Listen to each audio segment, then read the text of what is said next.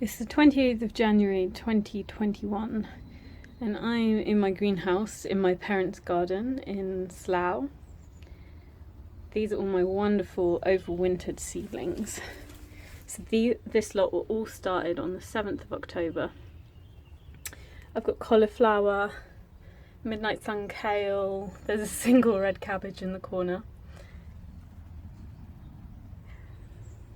rocket, komatsuna, which is a Japanese green, pak choi, which is very similar to komatsuna, red baron mizuna. Mizuna is wonderful, you can have it in salads or in stir fries, it works great. A hardy lettuce variety,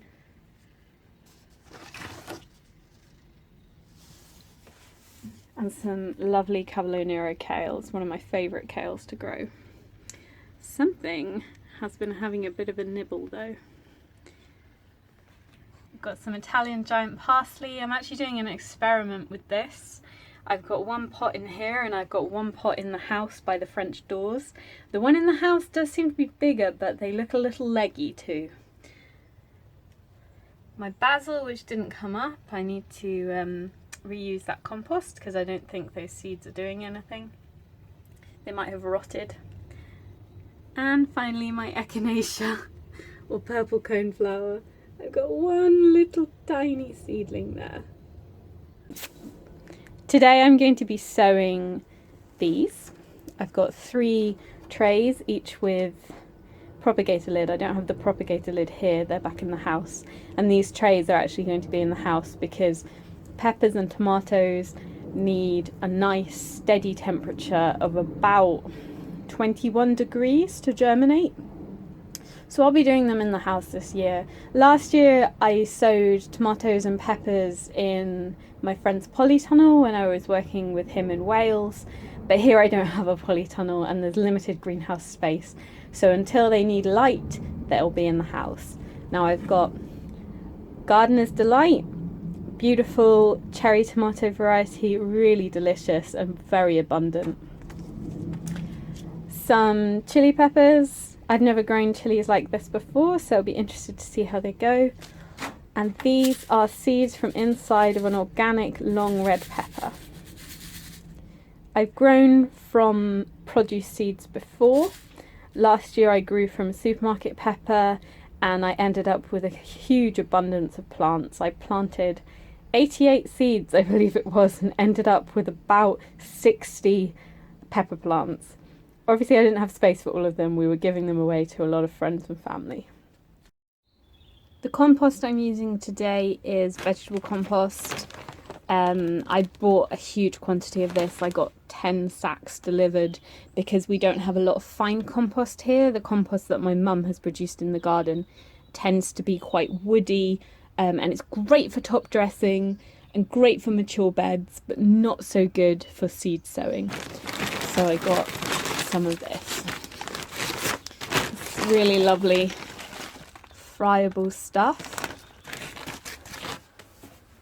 Often when I work with compost, what I do is I put it in a container and then soak it with water and then use the dampened compost in my seed trays rather than putting compost in the seed trays and watering them first. So that's the technique I'm going to do today as well.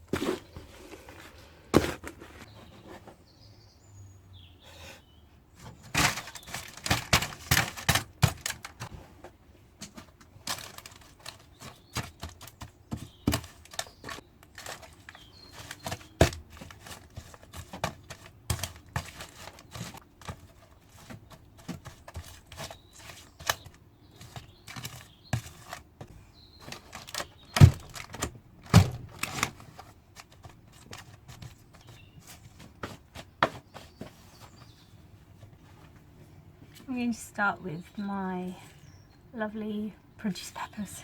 So this is a sweet red pepper variety, and it was taken from an organic red pepper that came in our veggie box. Just pricking 2 small holes. I like to do it on the diagonal. You know, like how 2 appears on a die, on a 6-sided die. I don't know how 2 appears on a D20, but how 2 appears on a 6-sided die is good. If you find it hard to keep track of where you are, sometimes the best thing to do is to just go ahead and poke all of your holes across the tray first, and then as you seed them you can cover them up, and then you'll know exactly the ones you've done and the ones you haven't. Every gardener has a different method of seeding, so just find what works for you, because that's the most important thing with gardening.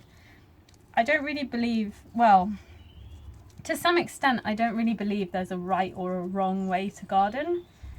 I mean, I'm very anti pesticide and herbicide, and I think we should be looking at ways of gardening that work with what's already in the garden, rather than seeking to dominate what's there and change things.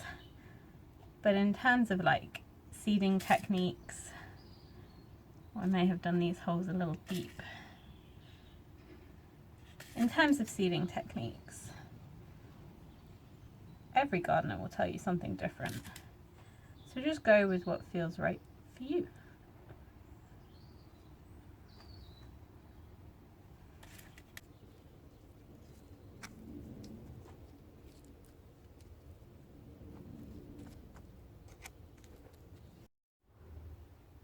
When the seeds have been sown, there's one last important step, and that is to label them up. I don't like using plastic seed labels. These are old ones here. I prefer using jumbo craft sticks, wooden lolly sticks like this. You can also use you can also use ones from inside an actual ice lolly, but I like the jumbo ones because they're a bit bigger. And the reason I like using the wooden ones like this is because if they get lost, or if I'm planting out seedlings, I don't have to worry about bits of plastic ending up in my garden. I'm very anti using plastic, especially small plastic in the garden, because it's just so easy for it to get lost. So what I like to do is write the name. So this is pointed.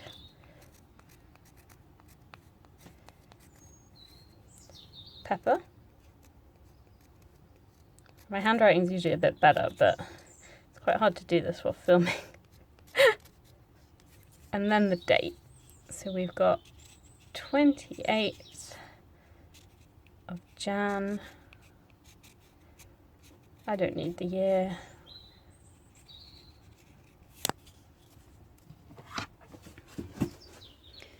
And then we just take it and stick it in like this.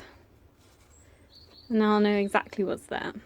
What I might find is that the propagator lid doesn't go that high. So I might have to break that stick down a bit. But we'll cross that hurdle when we get to it.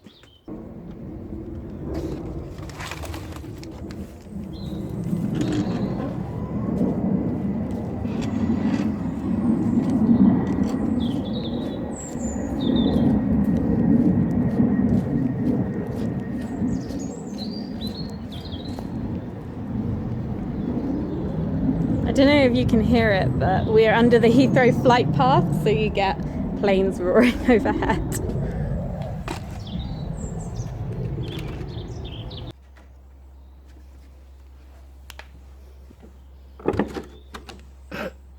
Yeah, it's a bit tall. I need to cut that stick down. There's my peppers, ready to propagate.